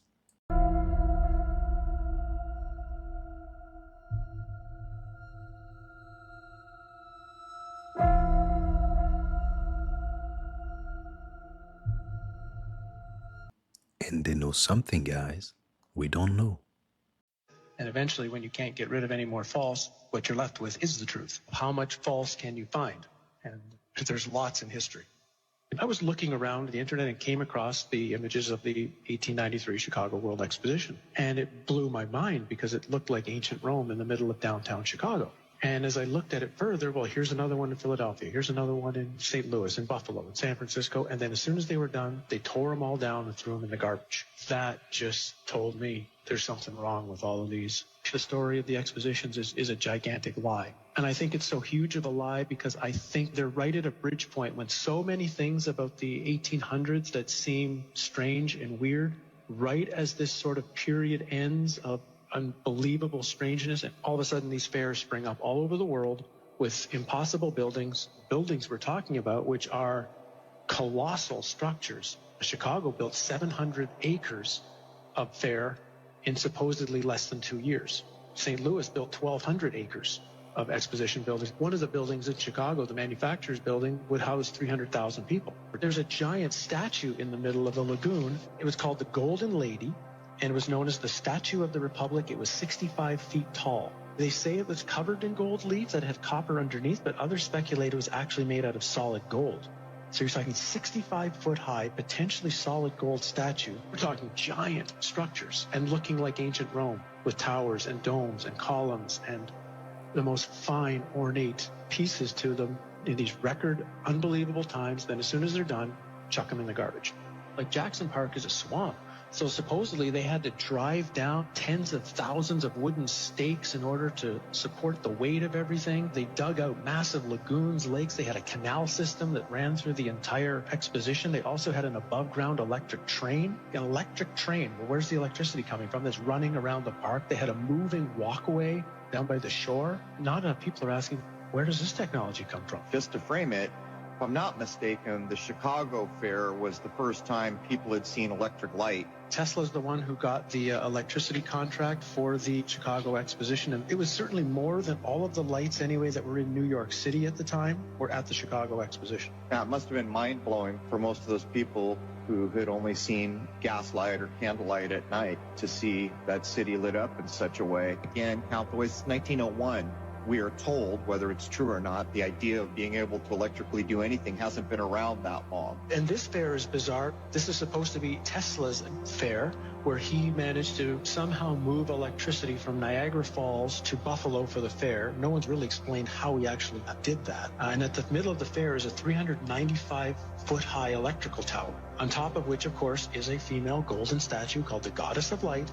And this thing was lit up by, some suggest, 500,000 electric light bulbs. Again, when you look at the photos of this thing, it's just, where do they really get the power from? I mean, think of what it would take today if you had a place with no electricity and no way to pipe it in, the generators that would have to be built.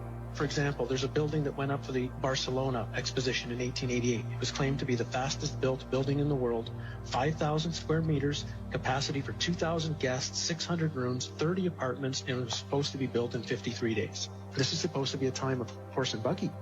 The 2-year building times are actually impossible unless the two most likely theories would be either A, they had a technology that they're not supposed to have, and it really was built in that time frame. Even if they built them, they had to build them out of marble and stone in record time, or the buildings were already there. They'd been there for hundreds or thousands of years, fixed up, refurbished, repainted, hence the term whitewashed, which is the term that was used for the Chicago Exposition, which was paint all the buildings with this brand new spray paint that they had just developed to spray paint all the buildings in record time, so you couldn't tell if anything was old or anything was new. How long did these things tend to stay open? When they built these things supposedly over 2 years, which is the narrative, how long were they there for? About 6 months. 6 months for the public to come. And then what was amazing, for example, in St. Louis, 2 days after the fair ended, they brought in a demolition team from Chicago with explosives and blew the thing up. They actually used dynamite to blow it up, and they say threw it in landfills. Things like the World Fairs shows there was a time in our past, and even not that far in our past, where humans seem to be at a completely higher level. Human living and human knowledge were constructed into the buildings using cymatics, using sacred geometry. These fairs, they're so important to study because the history that we know right now as history was invented at the time these fairs were going on. One of their underlying nefarious purposes was to teach a historical narrative to the population that they were supposed to believe and agree with. And scarily, the world we're walking into today is in some way has its origins during the time of these fairs. The more you try to hide the past, the more absurd it looks. A warning for online gamers after police say a man became obsessed with his co-player and ended up stalking her and trying to kill her. Here's ABC's Andrea Fujii. This morning, a warning for online gamers after police say 2 men traveled from Canada to California to find and attack a fellow female gamer. We know that gaming, online gaming, is a big thing nowadays, and you just have to be cautious. Law enforcement says Canadian Devin Vanderhoff and a Monterey County woman knew each other from online gaming after playing together for years. They say last week, Vanderhoff and his friend, Darius White, took a flight and traveled to her home. It led to what we are calling an obsession, to where the point that Mr. Vanderhoff ended up flying from Canada down to Salinas, California, began following our victim and getting to know her pattern of life. Authorities say the 2 men posed as delivery drivers holding a package. They say when the woman's boyfriend answered the door, Vanderhoff stabbed him.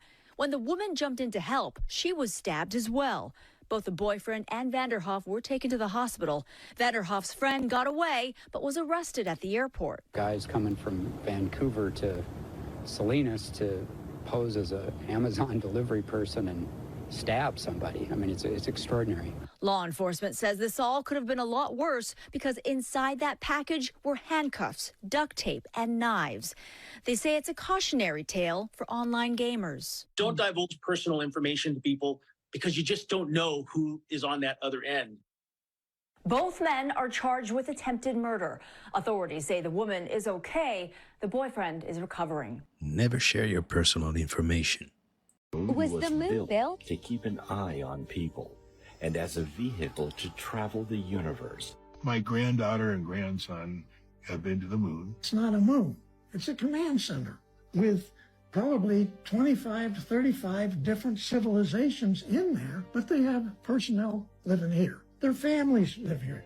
The kids are getting educated. It's a big facility. I've been told that the moon is a machine filled with computers. It watches, observes, downloads, uploads information to someone somewhere else in the universe. It has been used as a monitoring and manipulation station by non-humans for millions of years. I have talked with people who have worked in government intel agencies. People who would be CIA, NSA, have said, it's absolutely right. There is a moon base. It's hollow. There's large cities inside the moon.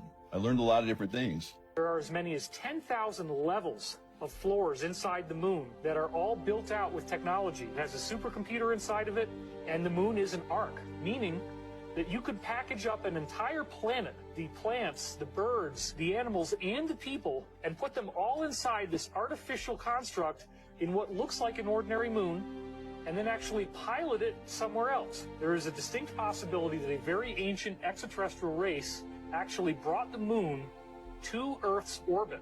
Our moon is some kind of artificial satellite, a base to observe Earth. One side of the moon is always facing the Earth.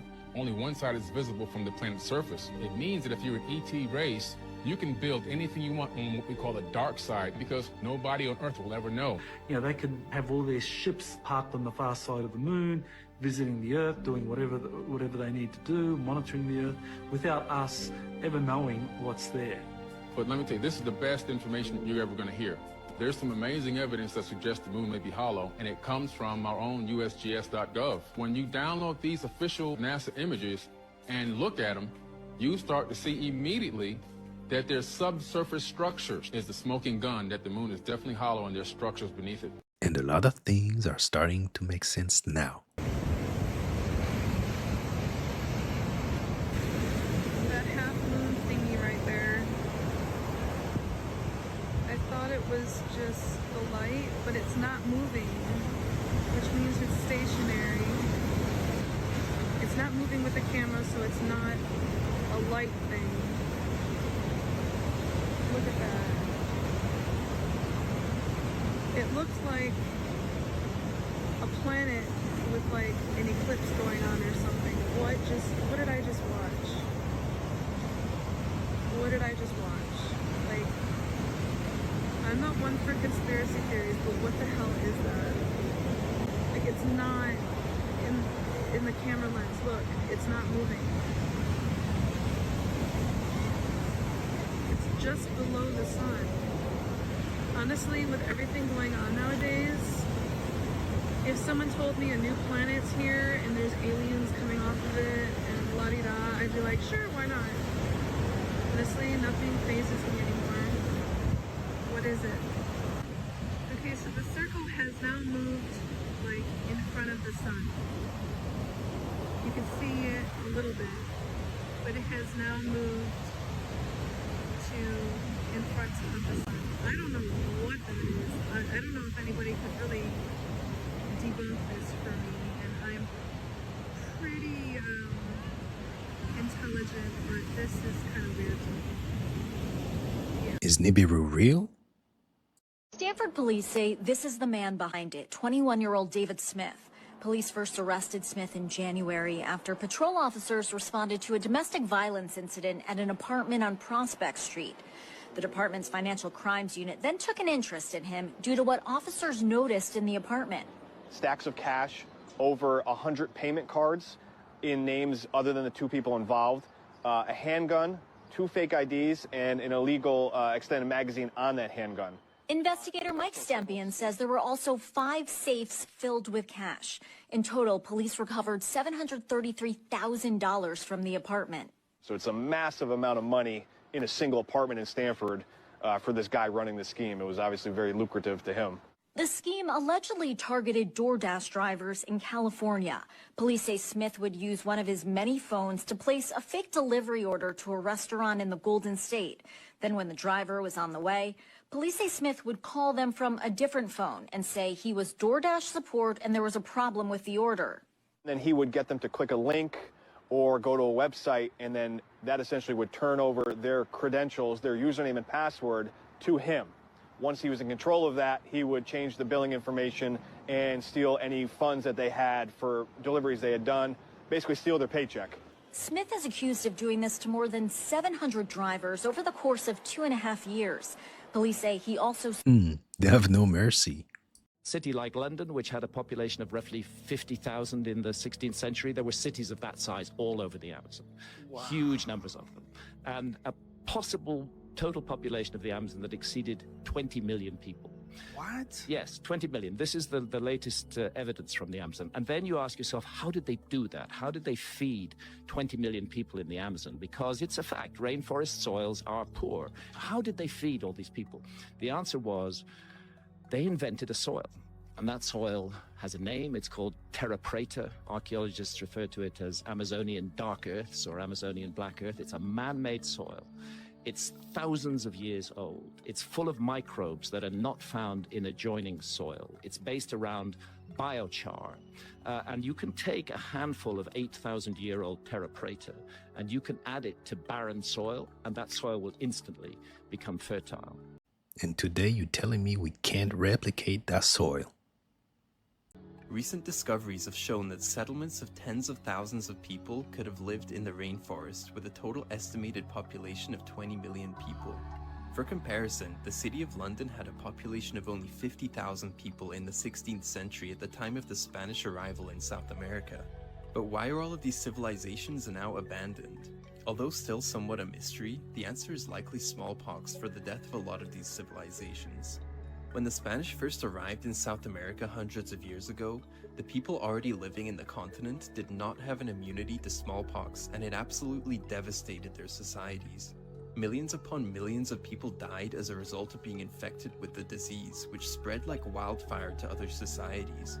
As a result, many settlements in the Amazon largely died out, and within 50 years, the forest would have reclaimed the land, leaving little trace of the flourishing cities that were there before. More recently, light-based remote sensing or LiDAR technology has been used, which finds land formations by digitally deforesting the trees, not actually removing the trees, to be able to see what's under. This has led to even more discoveries, and there have been thousands of formations observed. Let's take a look at a few of the large recent discoveries of human activity in the Amazon. One discovery is the settlement of what archaeologists call Katoka, built by the Kasarabe culture, an indigenous group that had a thriving civilization from about the year 500 to the year 1400 AD. This is a very recently published discovery from earlier this year, found with LiDAR technology, which has mapped these shapes of the lost city, which is located in Bolivia's Amazon region of Llanos de Mojos. The settlement shows an elevated pyramid-like structure with surrounding roads and causeways, all connecting to other surrounding settlements. An unusual feature of the city shows that the Kasarabe built the city with huge canals and reservoirs to manage water flow. This could have been to better farm crops and fish, and to manage seasonal flooding within the region. It is still a mystery how the Kasarabe people disappeared, as the Spanish arrived over 100 years after the Kasarabe people died out, ruling out smallpox as a cause. However, researchers think that water scarcity in the region may have been a potential cause of this, due to delays in seasonal floods that the peoples needed to survive on. Another interesting discovery of the ancient Amazon civilizations is these mysterious circles and squares found by the hundreds within the rainforest. Both LiDAR mapping and deforestation have uncovered these formations, and it is still a mystery what they are used for.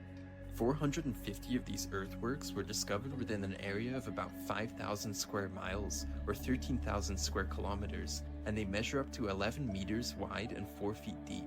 Again, we still do not know what these were used for, but many suppose that they were used for ceremonial purposes within various groups' cultures. Police warning you to pay close attention next time you're in the checkout line. Have a look at this video from a Walmart in central New York.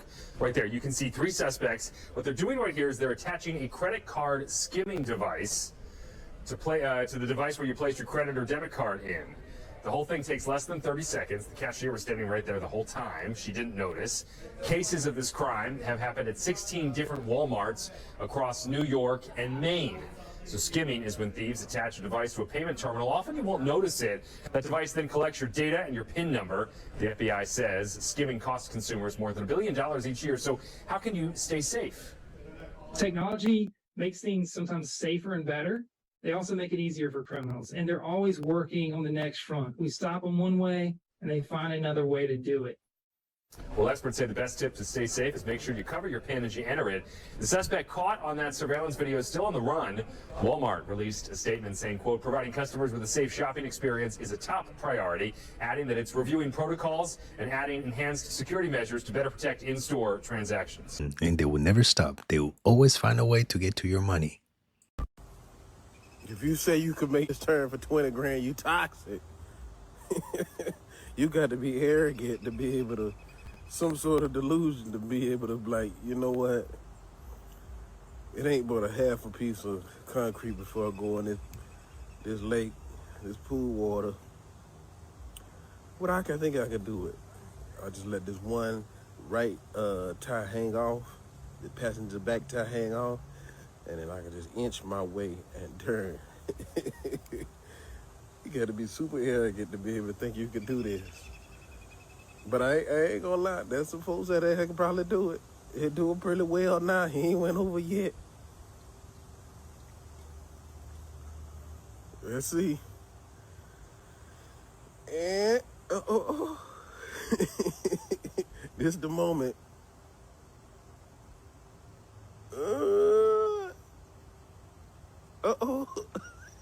Here's a brother gonna tell you, I know my car.